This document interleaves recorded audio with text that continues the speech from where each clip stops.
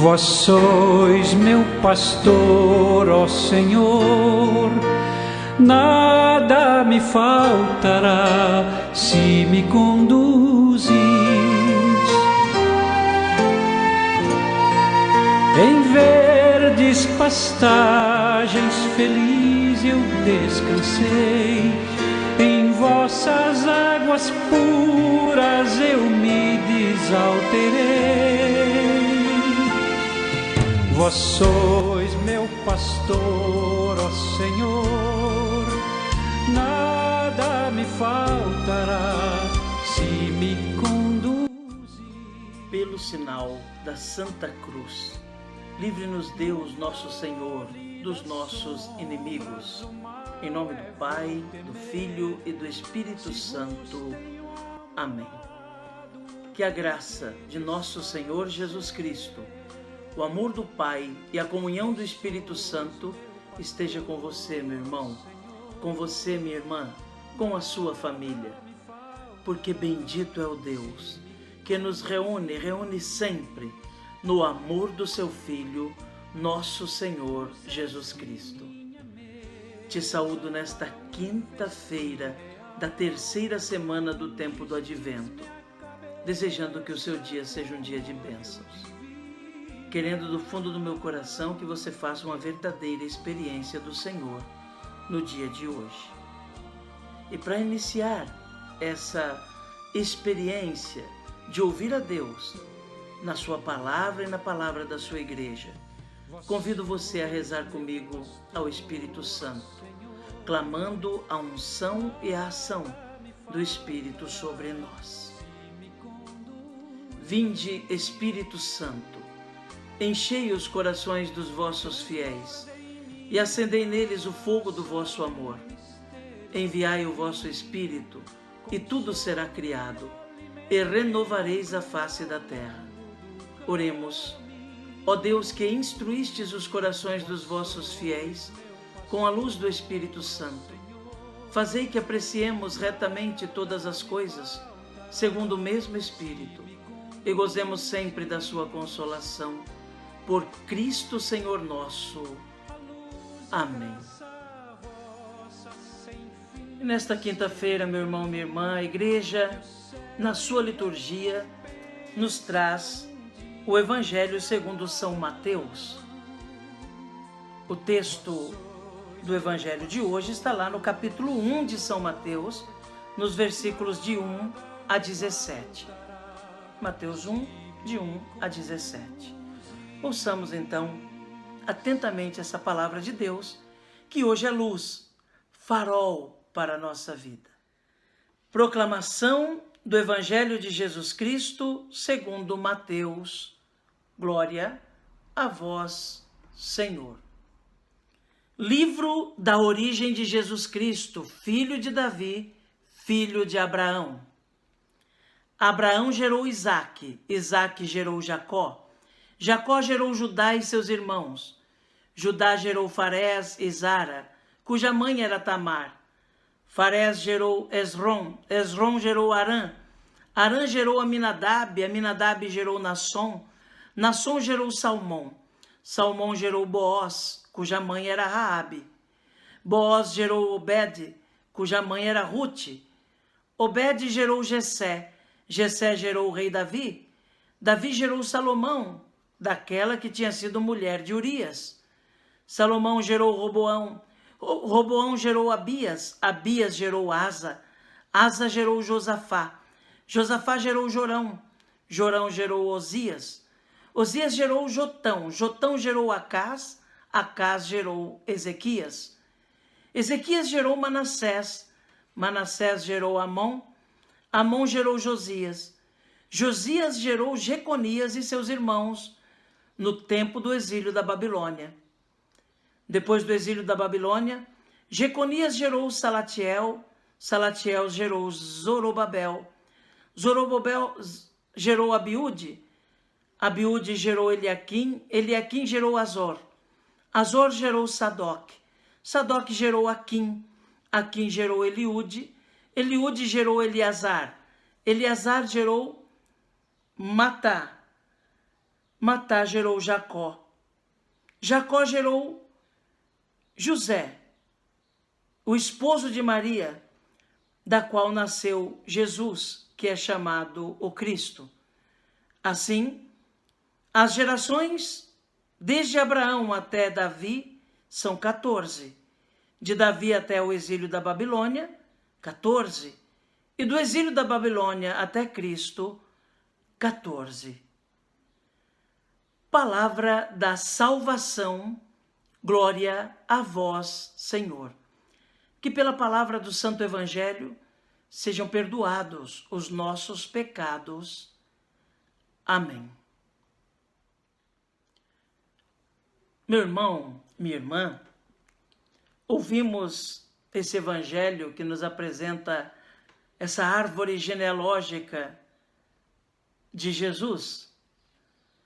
Alguém pode olhar para esse texto e falar, mas que sentido tem um texto do Evangelho ser proclamado na liturgia apenas falando das gerações de Jesus, dos antepassados de Jesus, um trecho inteiro só com nomes de pessoas? Que ensinamento esse Evangelho tem para nós hoje, afinal? Talvez alguém pense assim. Pois bem, essa genealogia de Jesus que nos é apresentada no Evangelho do dia de hoje tem uma riqueza bastante profunda de significado. A primeira coisa que eu destaco é o fato do evangelista São Mateus querer deixar bem claro que Jesus também é humano, que ele nasceu de uma família humana. Ele é Deus Todo-Poderoso? Sim, claro que é. Mas ele é homem de verdade.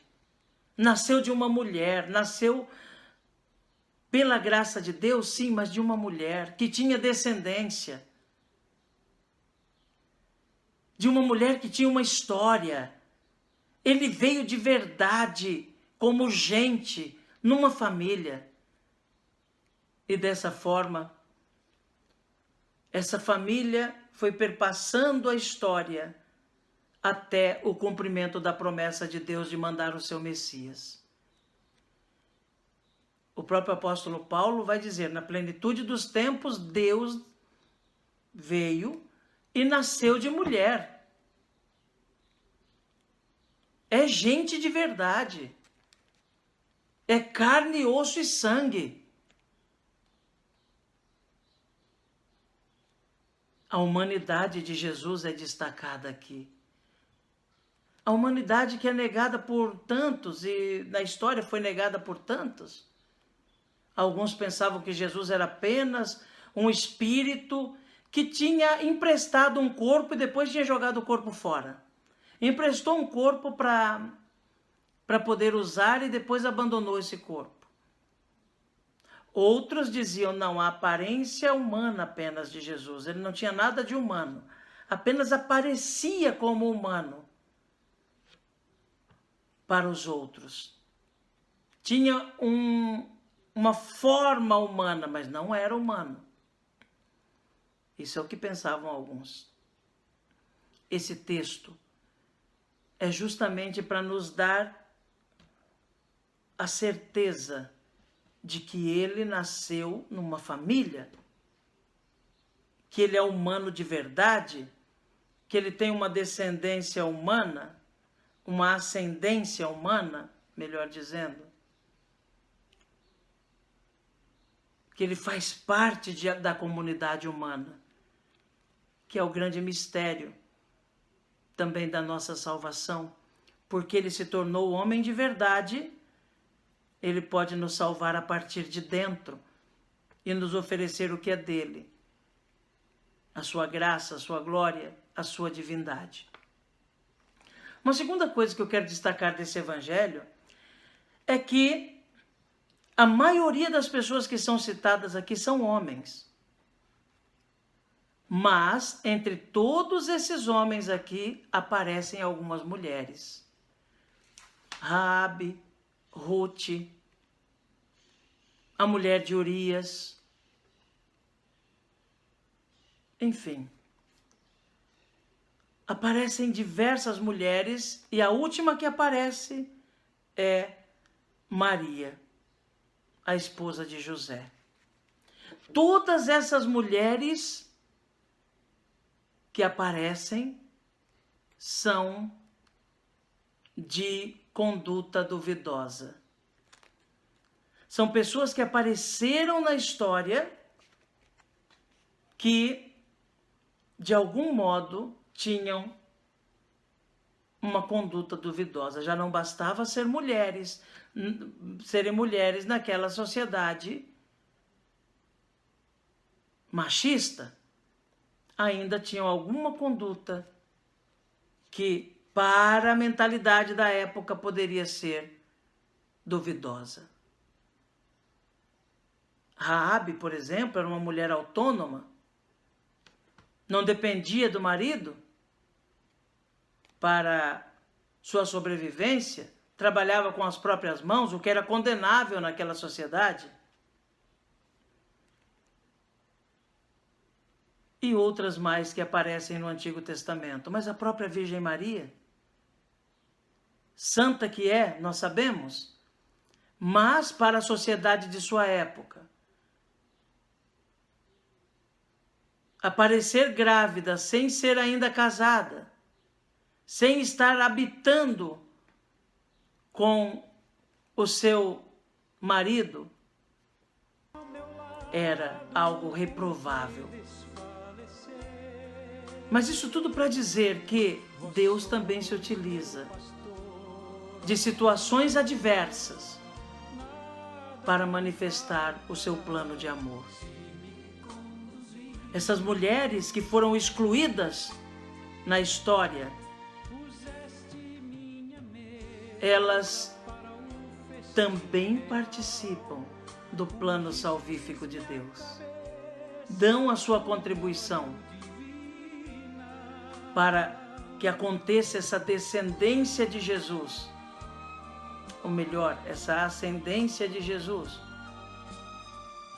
Essas gerações que vão chegar em Jesus, essa genealogia de Jesus, elas também contribuem. Não é à toa que são citadas aí nesse evangelho. Jesus é humano também, como nós. Essa é a verdade que o Natal que vamos celebrar daqui a uns dias quer nos ensinar. Ele é todo divino, mas é também humano. Que Jesus nos ajude a compreender esta mensagem da humanidade e divindade de Jesus. E assim nos preparar melhor para o Natal que se aproxima. Que Jesus nos ajude, que Nossa Senhora reze por nós. Amém. Um dia me dá